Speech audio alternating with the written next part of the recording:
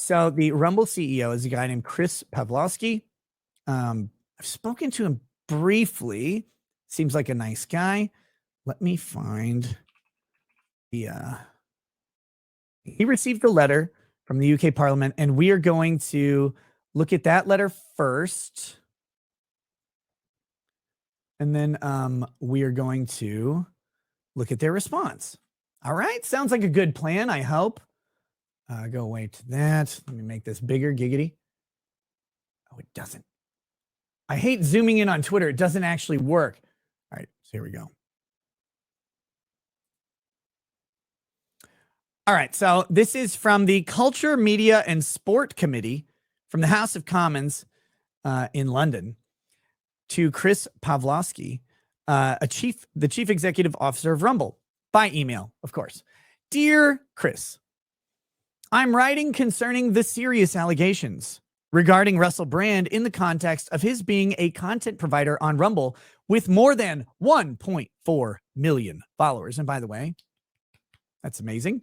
The Culture, Media, and Sport Committee is raising questions with the broadcasters and production companies who previously employed Mr. Brand to examine both the culture of the industry in the past and whether that culture still prevails today. All right, so we've got a couple things here that I want to talk about. First of all, this is the most weaselly shit ever, this passive language that politicians use. Well, the committee's I'm writing you the letter. I'm asking you the question, but this committee is doing this as if this guy who's the head of the chair of the committee has no agency in any of this.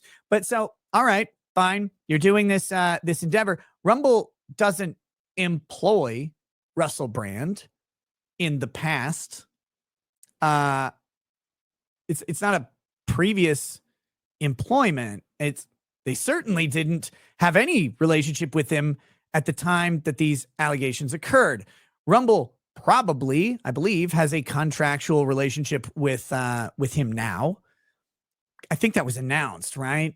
I know they announced when he came over. Maybe it's inferred. I'm not actually personally aware, before anybody says anything weird, I'm not personally aware of any contractual relationship that they have. I seem to remember seeing an article about it when Russell Brand kind of took off on Rumble. And I was like, oh, well, that like British guy who told jokes and was in Get Him to the Greek or whatever. Cool. All right. So they may have a contractual relationship with him, but I don't believe he's an employee. That's a little different thing there. But this is weird. To examine both the culture of the industry in the past and whether that culture still prevails today. The primary employer of Russell Brand at the time of the allegations, who was that? What's that? It was oh, that's right. It was Channel 4, the BBC, the government British broadcasting community. So the like culture surrounding the allegations would have been from the UK government itself. I think that bears repeating, that if there was a culture problem that just made the rapes occur, the rapes just making it rain over here, that was literally the British Broadcasting Company is the employer. So bang up job, government.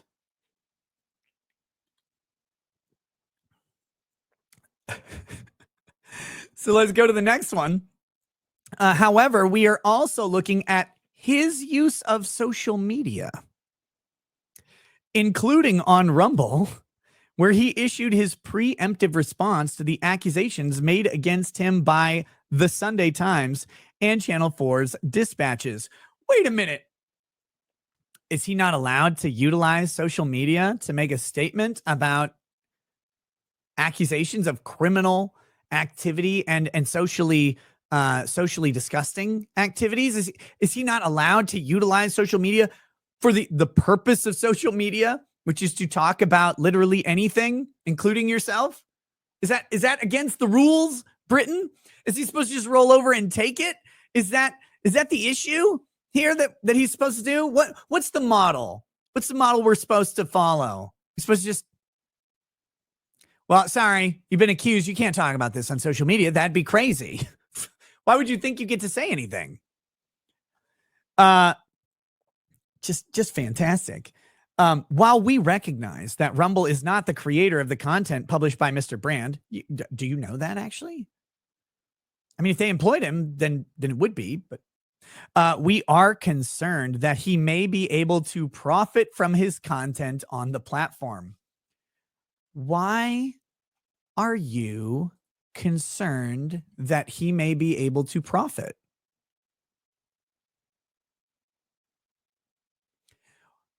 Can someone enlighten me as to why that would be a concern of the UK government?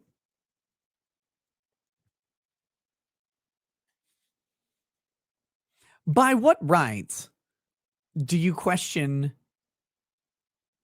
a person's ability to monetize themselves in a completely legal manner? Like, let's say Russell Brand is a horrible rapist and did all this terrible stuff. You don't have a say in whether or not he can monetize that. Like, not a real say. Even if you find him guilty and put him in prison, he gets somehow can broadcast from there. I mean, if Rumble wanted to, presumably they could contract with him from prison. I can't see how they couldn't do that. That doesn't go away just because you're guilty. It may hamper the relationship, it may make it really difficult to accomplish, but it doesn't just automatically end. Prisoners have the right to contract. This is an insane proposition to me. But they're just like, well, he might be making money off of this. And note, this is really, really important. It's not they're concerned that Russell Brand might be able to profit from content about these accusations on the platform. That's not what it says. It's not content related to victims. It's literally just content. Anything. They're concerned that he can make money. At the end of the day, this is the ultimate goal of quote unquote woke culture, woke ideology, whatever it is, this unpersoning cancel culture. There's a million words for it because everybody wants to have the new grift, but it's a tale as old as time. The idea is to destroy your ability to live. Don't let them earn money. Don't let them transact money. Don't let them buy things. Don't let them travel. Don't let them socialize. Don't let them do anything. They will die destitute in a gutter, starving.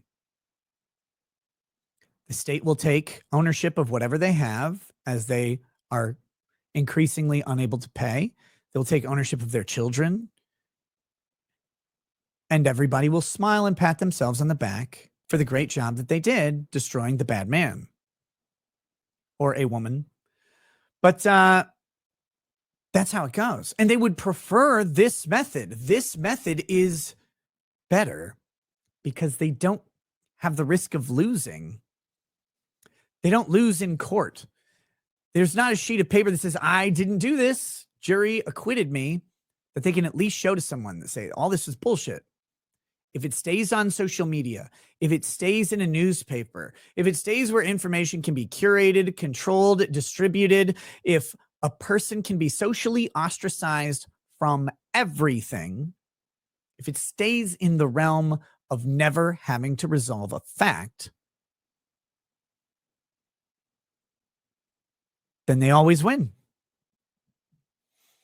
I mean, sure, you might be able to do something. Like you might have a big enough platform or personality to overcome some level of it, but never to the same amount, right? You'll never get back to where you were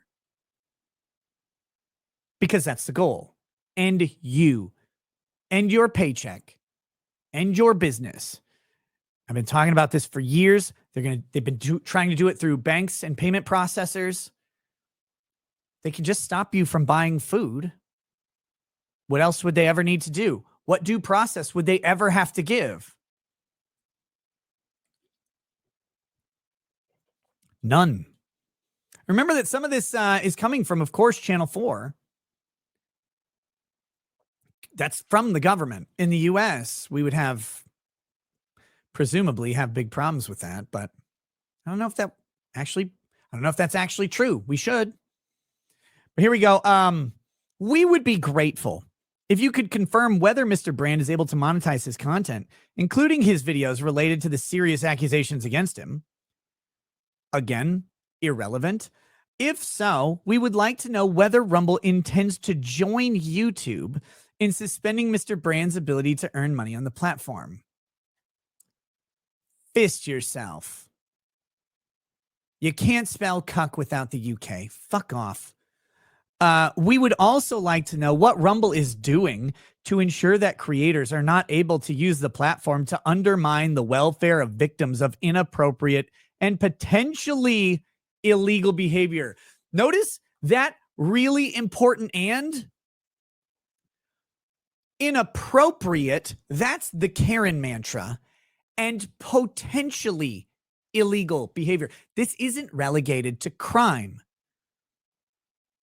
This is what the UK Parliament approves of for activity, for thought, for speech, for behavior. Legal? Oh, sorry.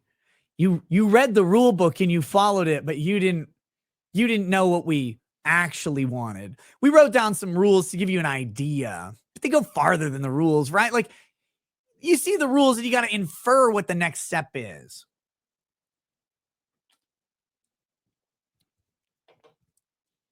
Inappropriate behavior. My friend Larry Blydner, That Larry Show, did a podcast a long time ago talking about inappropriate being one of the most dangerous words in the English language. For this very reason, what is inappropriate? What societal standard is there? And if there's no law or rule book written to lay out what is quote unquote inappropriate, then there's no standard at all. It's malleable. And again, this is what governments have wanted forever. This all plays into everything we've seen over the past couple years. This is the same shit with the FBI and Homeland Security and the CDC pressuring social media companies to control the information about COVID or any other subject, the election, whatever. This is government allowing, but also encouraging, sort of never threatening or demanding social media companies to do the job that government wants to do, but it's restrained from doing, which is censorship. This is them saying or getting their ideal. They can't do that. Like the United States government cannot do what the UK government is trying to do. They're restrained by the First Amendment. But Twitter can, and Facebook and YouTube. And if we just put some, federal agents in those offices from time to time to just let them know what the truth is and about the danger of misinformation, and then let them make decisions about how they're going to combat disinformation or combat the ability of someone to have inappropriate and potentially illegal behavior on their platforms. Like if they're making the decisions, it's not the government doing it. That's the dystopian dream, is to never run afoul of a constitution that you can wave in front of people. You can wrap yourself and bathe yourself in it. I follow the Constitution. We as a government would never censor, but of course, Rumble and YouTube can make those decisions on their own. But are they on their own? Are they under just the specter of a threat or an audit or God, you're a big company. Sure would suck to have an antitrust case. It's going to cost your company hundreds of millions of dollars. That'd be terrible, wouldn't it? Kind of dominate the market space here in this micro blogging, right? Mr. Elon Musk. How many billions do you have? Did you use money from your company to manufacture glass for a personal residence without going through the proper? I mean, I don't know if you did, but we may need to look into that. We may need to investigate this and this and this and this and everything you've ever done, and just pray to God that you got it right. Or we can give you a list of just some potential areas for misinformation. Then you can just choose to follow them how you want. Well, I mean, we'll set up a team of agents, a literal team of people to trawl through Twitter all day looking at keywords. And when they identify, a problematic message, they'll just send you a little note. Just send your team a little ping. Say, by the way, this one kind of looks suspect. Maybe you guys want to look at it. I don't know. We'll just do that, though. Just suggestions. Just kind of give you an idea of what we think might be misinformation. Don't worry, it's not government censorship. It's just Twitter. It's just YouTube. It's just a government agency sending ideas of what they don't want on the platform for you to decide how to deal with it. How's that merger going, Mr. Musk? What company do you want to buy next? I wonder what the FTC will say about that one. This is quintessential speech tyranny. And it's done in the way that under the shitty fucking jurisprudence around quasi-government actors allows them to do it and to say, oh, no, we honor the Constitution, but they have the freedom of association. But it's not so free, I don't think, for these platforms. I think they feel like maybe there's some pressure. But I don't know. I'm just a humble super chat merchant. So this is a response from Chris Pavlovski. He says, today we received an extremely disturbing letter from a committee chair in the UK Parliament. While Rumble obviously deplores sexual assault, rape, and all serious crimes, and believes that both alleged victims and the accused are entitled to a full and serious investigation. Notice that second part. That second part's really important. It is vital to note that recent allegations against Russell Brand have nothing to do with content on Rumble's platform. Let me offer a mild... Now, I know the corporate jargony reason. What the fuck is happening? I get the corporate jargony reason, okay?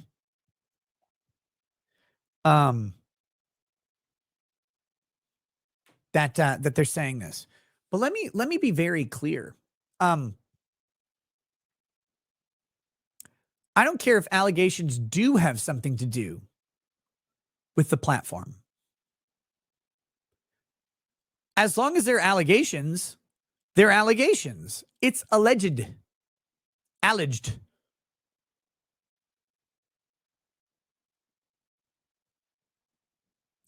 But again, they don't need to go that far in this statement, so they're not. And they're certainly not curtailing their ability to say that in the future.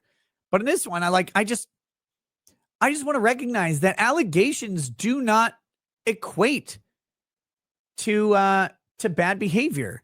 Like, they're alleged. And as long as they're alleged, they're just out there. They're just in the ether. I want them to be proven before actions are taken. This is not a criticism of Rumble, by the way. It's just my desire to see the maximum fuck yous given. But they don't have to here, so I get it. I just want to point that out, that in my opinion, even if the allegations had to do with Russell Brand on the platform, and here's how you can hypothetically see this, right? Let's say Russell Brand had an assistant right now, and he allegedly sexually assaulted an assistant who assisted in the production of the show, a producer, a co-host, something like that. As long as it's an allegation, I'm sorry that it has to do with the content on the platform. But until that's proven out, until that is borne out in some sort of court or, something becomes heavier, I want the preservation of speech and monetization and all of the things that are afforded to everybody else until those things are stripped away by conviction, by due process. So that's just my stance. Maybe I'm radically pro free speech and I'm radically deferential to the idea of innocent until proven guilty, but I'm okay with that position. That's my stance on that. And you know that I sit a lot, so standing is very risky for me. All right.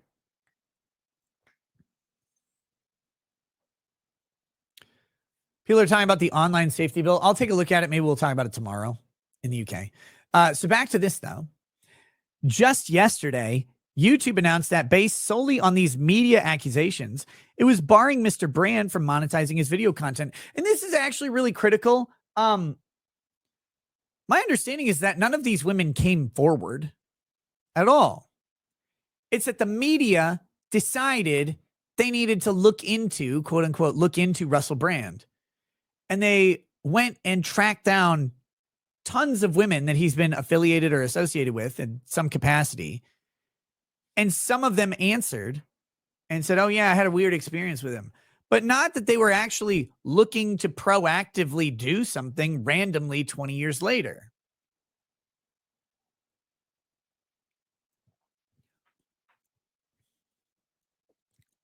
That bears mentioning. Because when you describe sexual activity in the context of it not being consensual, not being desired, whatever, it sounds horrible. It sounds horrifically violative. But if someone's like, hey, did you ever have like an uncomfortable encounter with Russell Brand? They're like, well, this is uncomfortable, but here's what happened. I mean, if they're saying it's uncomfortable, but then it's just reported that there was this quote unquote questionably consensual encounter, and it's reported with some graphic detail, it sounds terrible. The person may not actually think it's that terrible. They may be like, yeah, that was weird. I didn't really like that. I thought that kind of, I felt like maybe that was too far. That's not the same thing as saying I was horrifically violated. I traumatized for life. You know, this is a real experience. And it's hard to know because they apparently didn't proactively seek it out. Now, maybe one person came forward and then they tracked down others. I'm not sure how that originated, but that matters quite a bit in these things.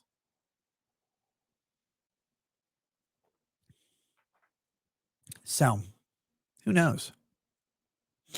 Aussie Mark says, very different to what you were saying yesterday. Funny, but kudos. Wait, what was different about that? Like, so just for context, it may be different.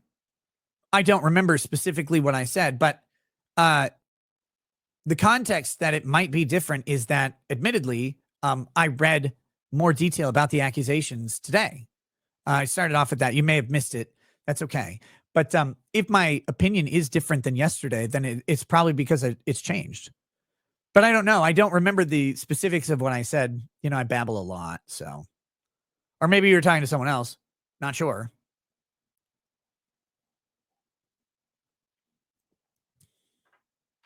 You want to hear the tapes of the phone calls? Yeah. You always want to hear that too. Okay, so here we go. Back to this. Rumble stands for very different values. This is after they said YouTube stopped him from monetizing his content. We have devoted ourselves to the vital cause of defending a free internet, meaning an internet where no one arbitrarily dictates which ideas can or cannot be heard, or which citizens may or may not be entitled to a platform. Now, let's talk about why this wording is critical, and why I really like this. The idea of a free internet is an idea. It is not a requirement. It is not a mandate. There is no binding principle. There is no governing principle. There's no force of law that can maintain a free internet currently. And it'd be hard to figure one out because presumably any platform should be able to remove content that they don't like, right? Like, it seems weird that we would want platforms to never be able to remove anything.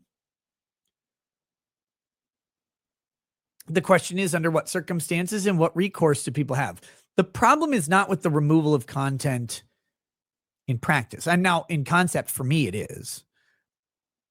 But the real problem comes with Section 230 insulating from lawsuit any platform that removes any content.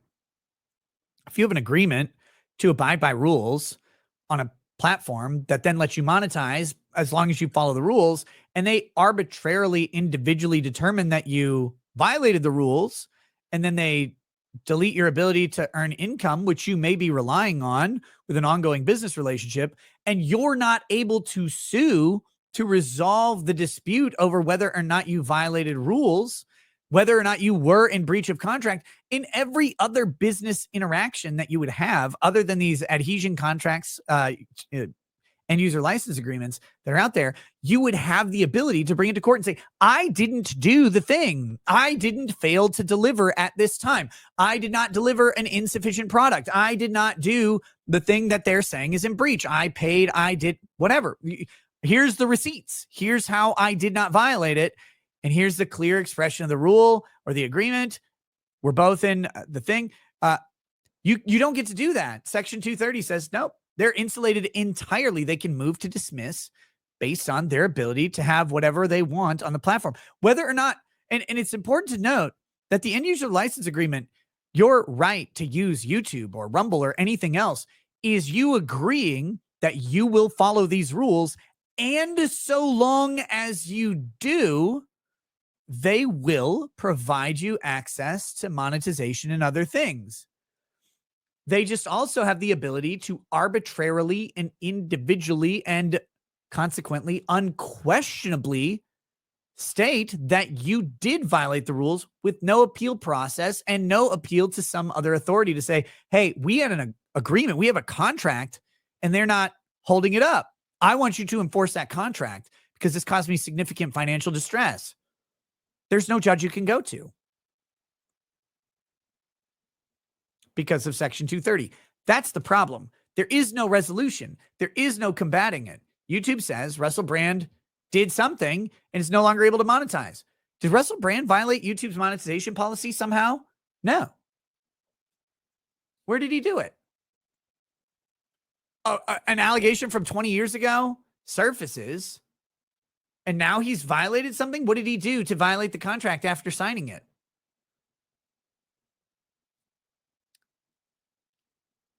That's not how contracts are honored. But it is in this world. That's the issue. But importantly, this concept of a free internet is an idea. A couple of companies ostensibly have it. They espouse it. They say they adhere to it. Not perfect, but they try. But no one is bound to a free internet. And that's the trick. Rumble isn't saying YouTube shouldn't be able to demonetize or deplatform Russell Brand. Rumble is saying we won't. We believe in this concept of upholding a free internet, and that no one else gets to arbitrarily, no one at all gets to arbitrarily determine that someone has access or not. So if they don't have access on YouTube, that is not the determining factor of whether they'll have access on Rumble, because we don't believe in these arbitrary decisions. We are committed to this. They're not demanding lockstep agreement and, can't even think of the word I'm looking for, but adoption of this principle by anybody else. They're just saying, we'll do it. We're the ones. We bear the cross. We'll take the bad guy. Until the bad guy violates our rules, he'll be there. We may not like him. We may not like what they say. We may not want them to say it, but that's not up to us.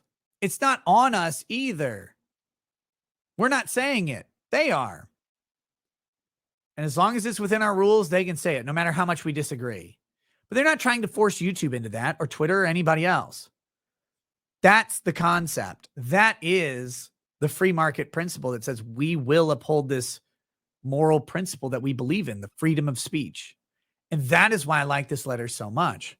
They're not condemning YouTube. That's for us to do. That's for me to say YouTube's a bunch of bags for doing this to Russell Brand without an actual conviction or even any really good evidence. It's just an accusation, a letter from the UK. Fuck the UK. Why would we listen to them? We kicked their ass. And they're smaller now and we're bigger. Fight me, bitches. Why do we care at all what the UK says? Oh, you're gonna send 007 after me? I heard it's a woman now. I'll beat the shit out of her. I'll beat that woman harder than Chris Benoit. 007. More like 00 voting rights. Am I right, bitch? Like, what are you going to do? What's the UK going to do? We don't want to have Rumble in the UK. I mean, I guess. Rumble said, fuck you to France. That was cool.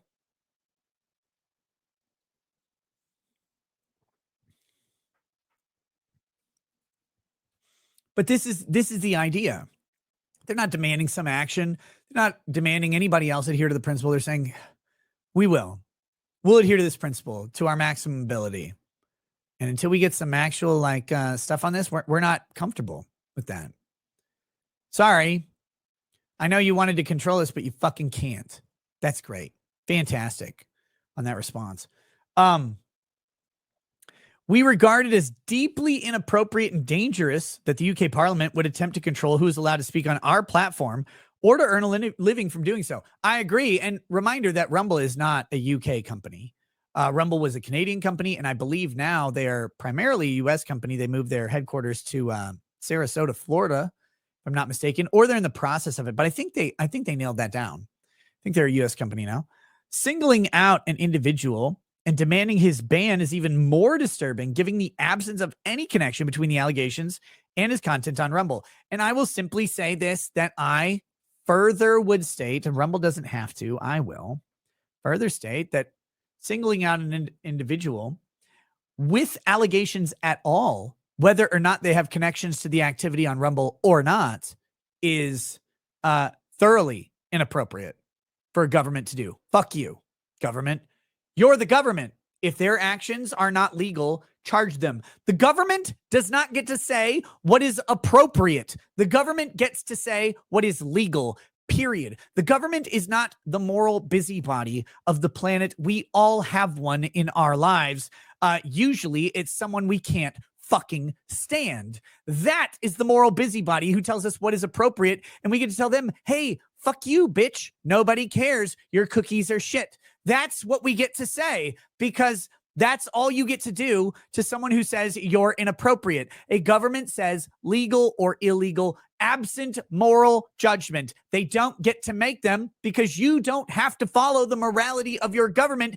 Thank you, First fucking Amendment, that says I don't need your government religion. You can't force me to like the climate or the Jews or the blacks or the whites or the Scots. And thank Christ you can't make me like Italians. You cannot do it. There is no moral police from the government. We tried it in the 80s, and they tried to ban Dungeons and Dragons because they hate nerds. But the reality is it never can be acceptable to morally police the citizens. You can't force morality. You can't do it. If you try to enforce morality, you are just enforcing thought crime, because someone may go through the moral motions, but they will never believe in the moral principle if you hold a fucking gun to their head. You can't.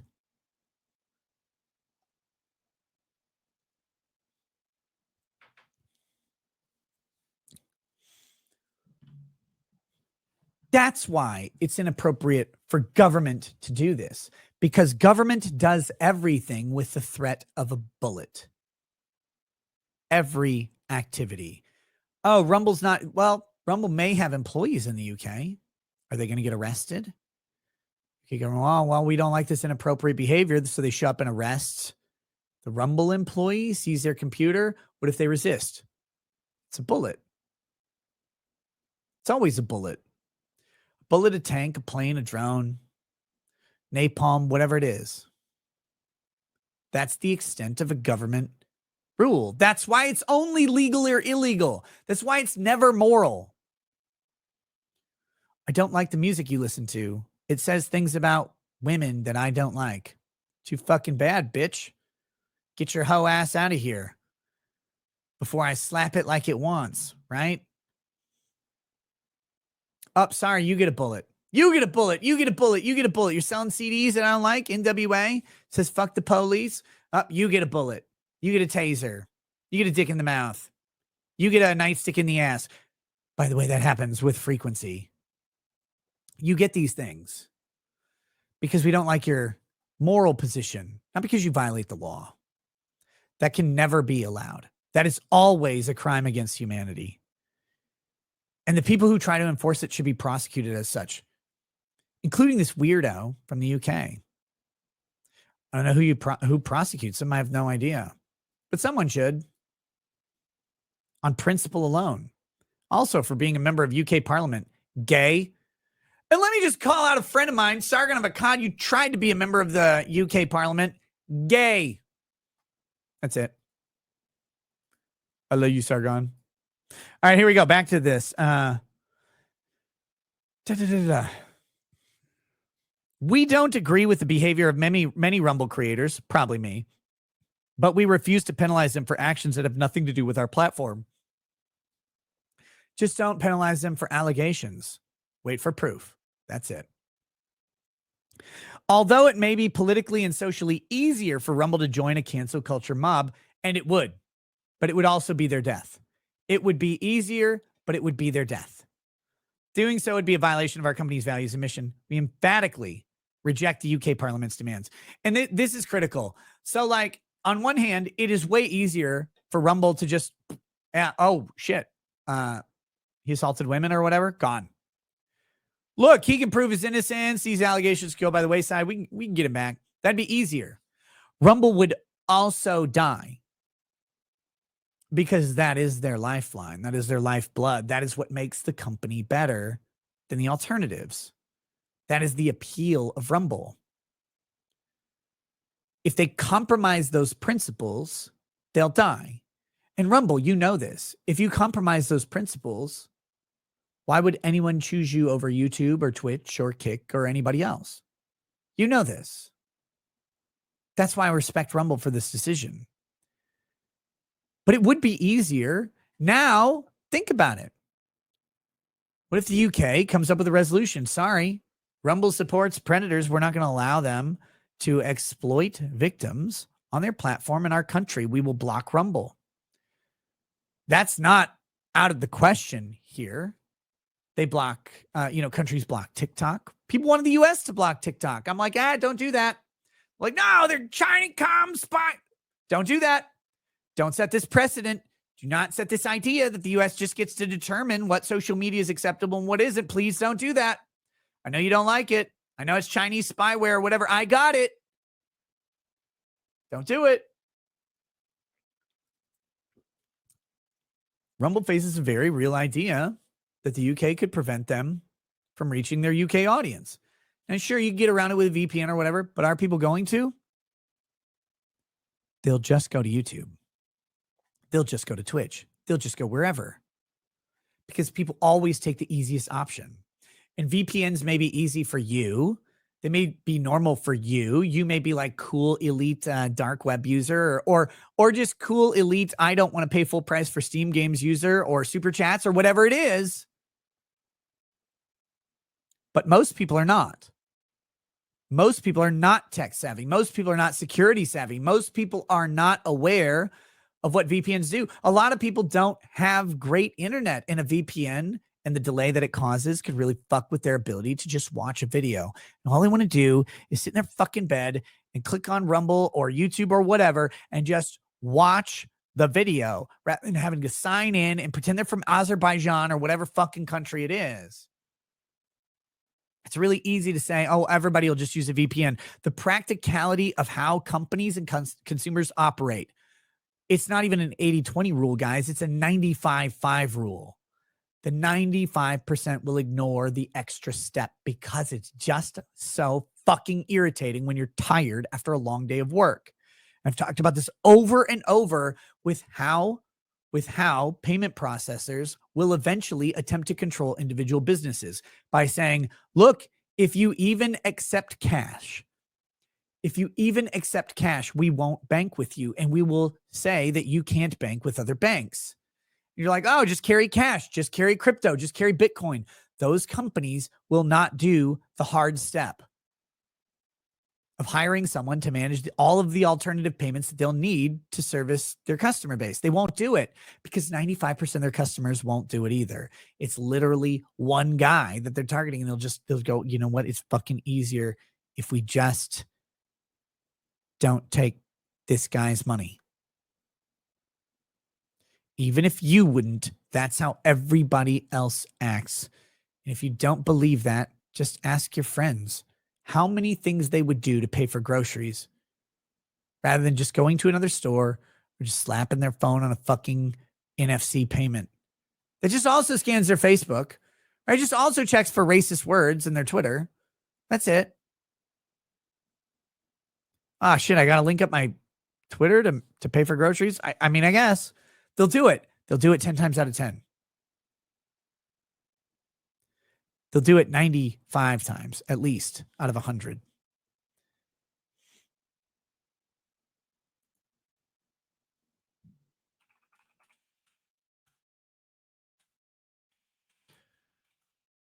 This is why it's critical for companies like Rumble to make the stand and then stay and to show that you can stay. If you cater, if you cave, if you bow to government, the government will walk on you next time. Every time. So, to Rumble, I say, hats off to you, good sirs and madams. The fuck you is nice. Remember, Rumble, sometime I hope to see in a letter, you can't spell cuck without the UK, because that would be the funniest thing I've ever seen. But until I'm writing your letters, we'll just have to go with what you guys wrote, which I guess is okay. Oh my goodness.